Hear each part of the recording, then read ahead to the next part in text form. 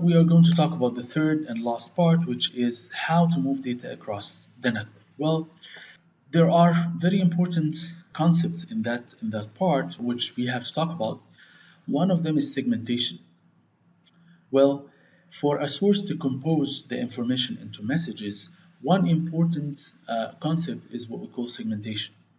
So this information, for example, a web page or very large video, cannot be sent across the network as one entity. Instead, what we do is that we have to divide this big message into what we call smaller messages or segments.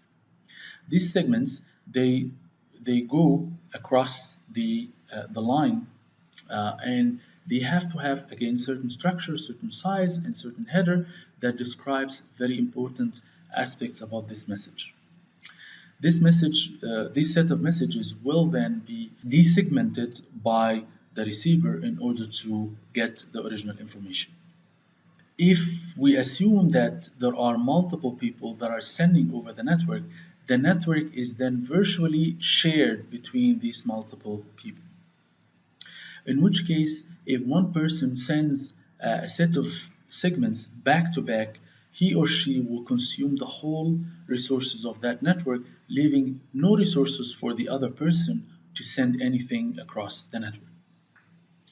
So to solve that problem, we have another very important concept, which is what we call multiplexing. Multiplexing is the concept of interleaving these segments from multiple users to facilitate the sharing of a specific medium. As we can see, the segments from this person and the other person will be interleaved, will be sent in a specific order in order to facilitate the sharing of that medium by two or more people. In which case, we will end up with a figure like this, which defines how the messages will be, how the segments will be interleaved between the two users. Of course, in order to facilitate the successful communication in that case, each of these segments have to have a specific identifier that identifies that this is the first segment of my message, and this is the first segment of my message. And that's a very important aspect, because if one of these segments is lost or it was not delivered successfully, the receiver will be able to identify which segment has been lost, and in which case I can ask the source to send that particular segment again. So one important disadvantage about segmentation is that some of these segments might be lost, in which case I have to have an overhead of identifying the position of that segment in the original message, in the whole information that I'm trying to send. I have to identify where this message is actually positioned, whether this is a segment number 2, segment number 3, and so on. This will allow the receiver to recover any lost segment. Of course, that's an overhead that I have to add to the message, but I have no other way to facilitate this segmentation and multiplexing. Another important concept about moving data across the network, which is what we call data encapsulation. We talked about the encapsulation before, and encapsulation talks about the fact that from one layer to another, the data itself has to be encapsulated into a specific envelope, which will define how this data can be delivered from one layer to another. So while we go down across the different layers, the data will be encapsulated in a specific protocol data unit. We call it a protocol data unit, which defines how this data can be exchanged. So data is encapsulated into what we call a segment or a TCP protocol data unit, which will then be encapsulated in the network layer in what we call a packet or a network protocol data unit, which includes the data, the TCP header, and a network header. This IP packet will be then encapsulated into a frame. A frame is the protocol data unit in the network access layer, which will contain the data and all the headers from the higher layers, and as well the frame header and a frame trailer. One thing we observe here is that for each layer, you add a specific header, which is what we call the envelope of that data, except for the network access layer, which adds both frame header and frame trailer. And we'll talk about the reason for this later on. So this is how the encapsulation works. So to compose an HTML page from a web server, what happens is that the HTML will be composed into an HTML format in a data, which will then be encapsulated in HTTP header, and then in TCP header, and then in IP header. From one header to another, what happens is that we logically go down the stack. So TCP is in the transport layer, IP is in the network layer, and then the Ethernet is in the network access layer. After that, it goes through the physical layer as a stream of bits, and these bits will travel through the medium to the web client. And that's the concept of encapsulation. The reverse operation of this is what we call decapsulation. So when a web client receives the data, it needs to decapsulate, in which case it opens the envelope and gets the protocol data unit in each layer until it eventually receives the actual data, and then it receives the HTML, which will then be displayed on the screen.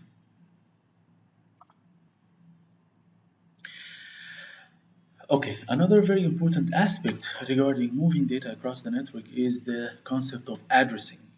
So to send a packet across the network, we need to identify where the message should go. Addressing in communication networks is a very complicated issue, in which case we have to have different types of addressing to facilitate the communication across different layers. So we have three types of layers in data networks. So we have the application data itself, and then transport layer uses a specific type of addressing called ports. In the network layer, we use a specific type of addressing called IP address, or the network address, and then in the data link layer, we use a specific type of address called physical address. Okay, so the network address, for example, identifies the destination IP address, in which case it defines how the message will move from one source network to another remote network. So the network layer header will define both a source IP address and a destination address. The data link layer defines another type of addressing, which is what we call physical address. The physical address defines how the frame, the data link layer, can move across one network. To understand how communication is successful in the network, it's important to understand the rules of both the network layer address and the data layer or the data link layer address. So again, as we said, the network layer address defines the source and destination IP addresses, which will then be used by these routers to make sure that the packet is transferred across different networks. Whereas in the data link layer address defines the source and destination physical address, which facilitates the delivery of information across one network. So as we can see, this is one network, and when we move across routers, we move across different networks. So the transmission of frames within a single network uses the data link layer address, whereas the transmission of information across different networks uses what we call the IP address. The physical address is also called MAC address, or medium access control address, for both source and destination. Easy to understand now that in order for us to move data across the networks, we need both the IP address and the physical address. Typically, applications have knowledge about the IP address, but they do not have the physical address of the entity they are trying to communicate with. So for example, if I want to get a specific file from the FTP server, I know the IP of the FTP server, but I don't necessarily know the physical address of that server, in which case I need to know this information. In order for us to get the physical address that corresponds to that IP address, we use a specific protocol called Address Resolution Protocol. So that's the first protocol that we will talk about, which is used to get the physical address that corresponds to a particular IP address. So for example, if PC1 wants to communicate with any of these devices or hosts, it needs to get this physical address. So the first thing it does is that it sends a specific address resolution protocol request to ask the network who has the physical address of that particular IP address. So it sends that query across the network, in which case it uses broadcast to send across the entire network. So if one node has the physical address of that corresponds to that particular IP address, then this device or this host will send back a query reply to indicate that the physical address of that IP address is and so on. Okay, so what if if the web server that I'm trying to communicate with is across a different network? In which case, I have the IP address. Do I need to know the physical address? The answer is no. Again, the physical address is used in the local network only. So, which means that the termination of a network is one of these routers.